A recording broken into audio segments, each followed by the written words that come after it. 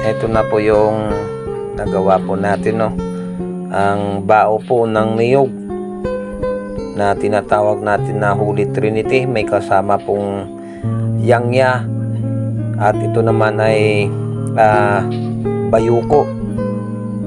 Tapos ito po mga kamusang, ito po yung bukol ng kahoy.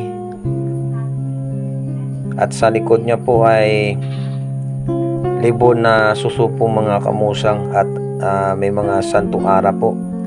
Ito po ay round protection, pang depensa sa mga masusamang tao, sa mga barang or kulam or palipad hangin man mga kamusang. Ipapadala po natin bukas to. Bukas ay tapos na to. Ito lang po ay lilinisan natin to, no? At ito pininturahan ko lang ng kulay itim.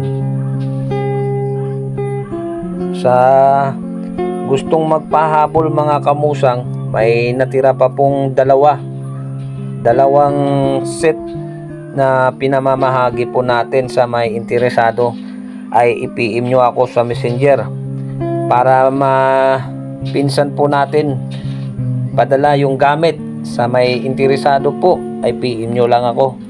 Salamat sa kumuha sa mga gamit at iwala. Maraming salamat sa inyo mga bro, mga sis. Mapagpalang gabi po sa lahat-lahat.